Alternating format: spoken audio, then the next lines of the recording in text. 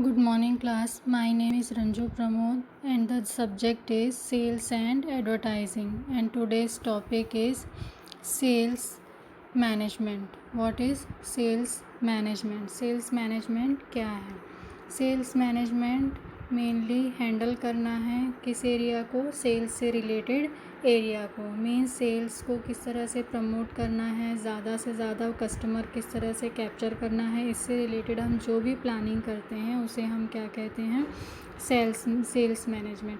Sales management means sales का एक अलग से डिपार्टमेंट होता है जिसमें रिक्रूटमेंट की ज़रूरत होती है। प्रॉपर हर किसी का काम बांटा जाता है कि किसका क्या काम होगा, उसके अकॉर्डिंग वो अपना वर्क एरिया में अपने अपने वर्क को करते हैं। ठीक है, प्लस उनके वर्क का एनालिसिस करना और सेल्स के रिज़ल्ट का कंटिन्यू एनालिसिस करना, वॉच करना कि जो हमने टारगेट सेट किया था उसके अकॉर्डिंग सेल्स हो रहा है या नहीं हो रहा है, तो उसे कंटिन्यू रखना, और नहीं हो रहा है तो उसके सारे रीज़न्स पता करना और प्रॉपर एनालिसिस करके जो भी प्रॉब्लम है उसको सॉल्व करना और टारगेट को सही तरीके से क्या करना? अचीव करना। ये सारा काम किसका होता है? सेल्स मैनेजमेंट का होता है।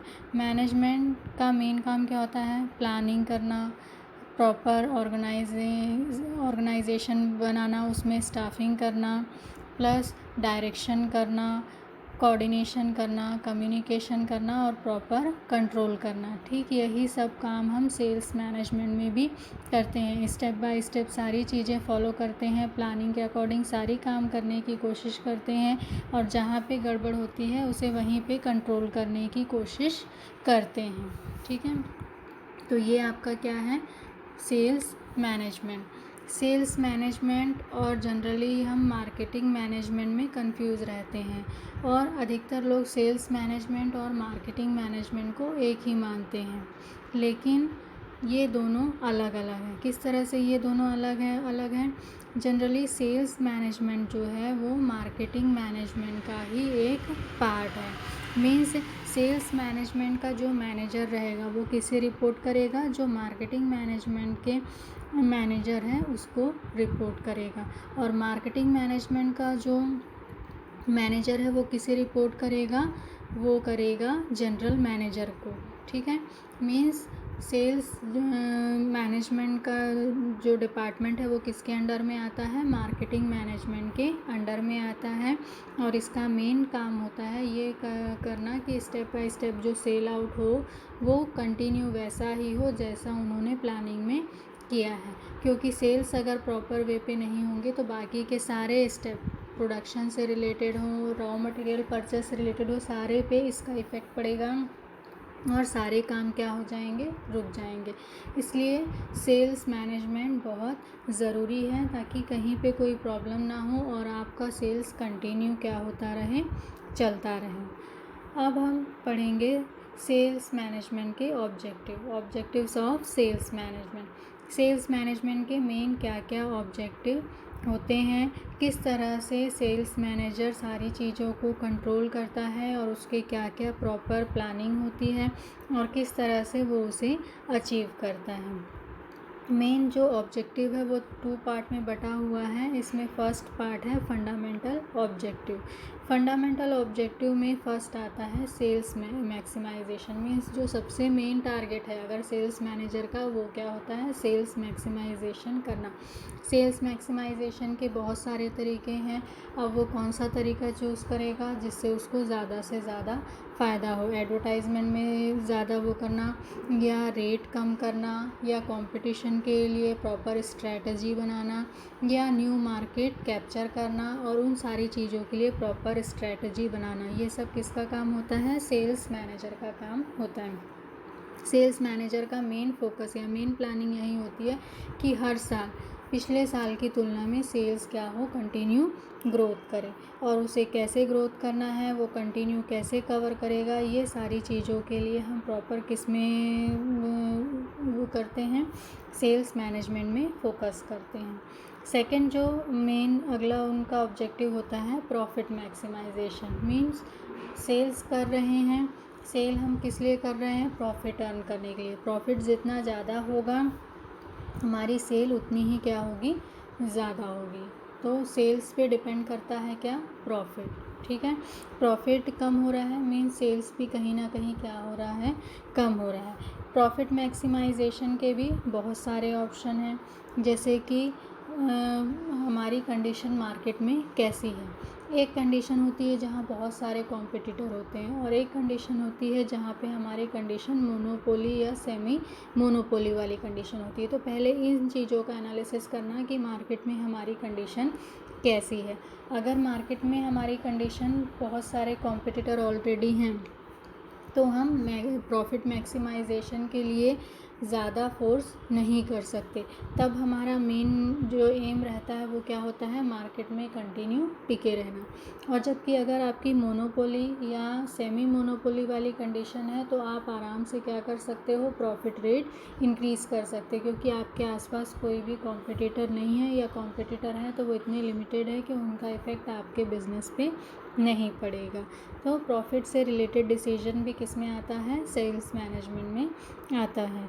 मीन्स प्रॉफिट को कंटिन्यू कैसे बढ़ाते रहें।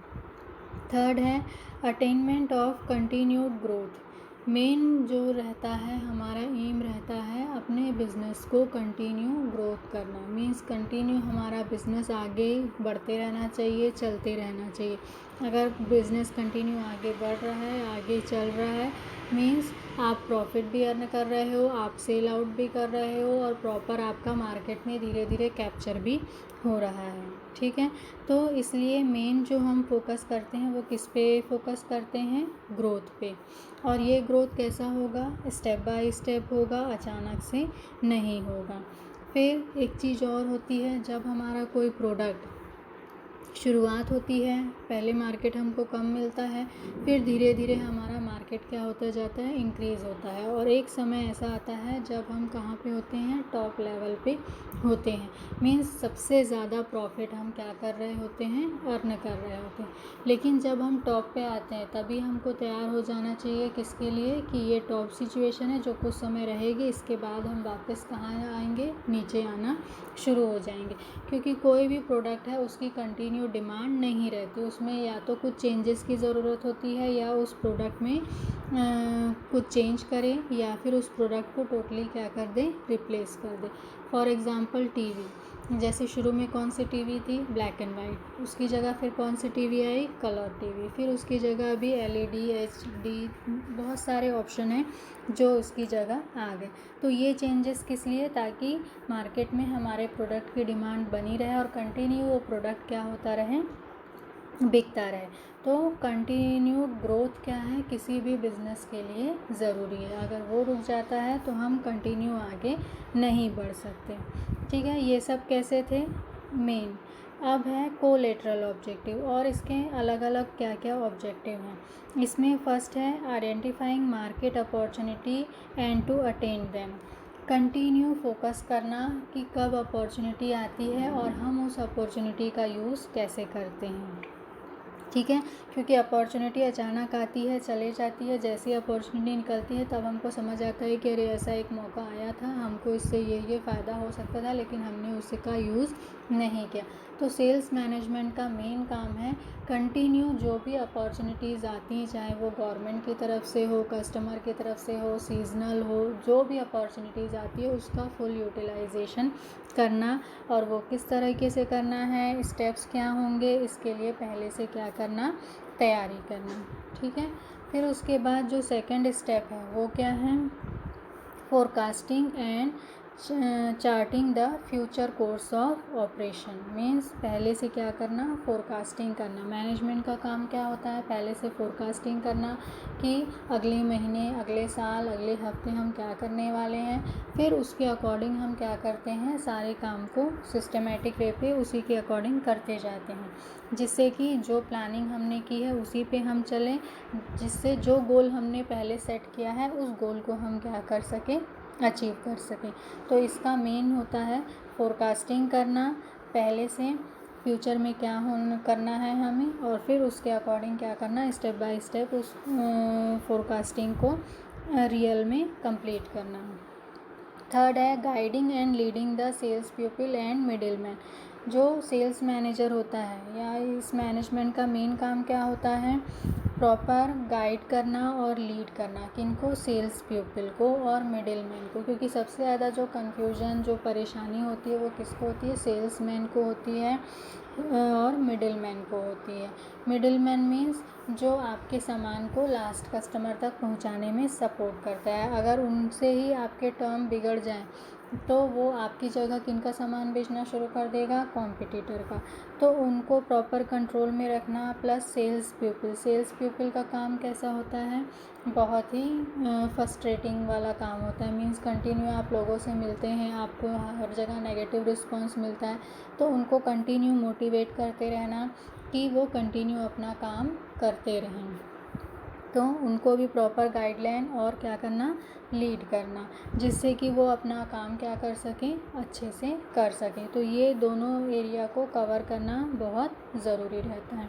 और लास्ट है पार्टिसिपेटिव टाइप ऑफ मैनेजमेंट। ये मैनेजमेंट कैसा है, पार्टिसिपेटिव मीन्स ये क्या करता है, टारगेट रहता है जिसको अचीव करता है, अचीव करने में टोटली क्या करता है, सपोर्ट करता है। सेल्स मैनेजर जो टारगेट है उसको प्रॉपर वे पे अचीव करेगा, अचीव करने में जो भी प्रॉब्लम आएगी उसको वहीं पे रोकेगा, प्रॉपर कंट्रोल करेगा। और जब सेल्स डिपार्टमेंट का काम सही तरीके से चलता है तो बाकी के डिपार्टमेंट भी अपने आप अपना काम क्या करते हैं, सही तरीके से होते जाता है। अगर सेल्स में ही आपको प्रॉब्लम है, मीन्स आपको प्रॉपर मार्केट नहीं मिल रहा है, आपका सारा प्रोडक्ट नहीं बिक रहा है, तो उस कंडीशन में बाकी के प्रोसेस का कोई भी मतलब नहीं होता है। इसलिए ये एक ऐसा है पार्टिसिपेटिव टाइप ऑफ मैनेजमेंट। ठीक है, तो ये सब क्या है, इसके मेन ऑब्जेक्टिव हैं जिसके अकॉर्डिंग कोई भी सेल्स मैनेजमेंट अपने काम को सही तरीके से पूरा करता है। Thank you.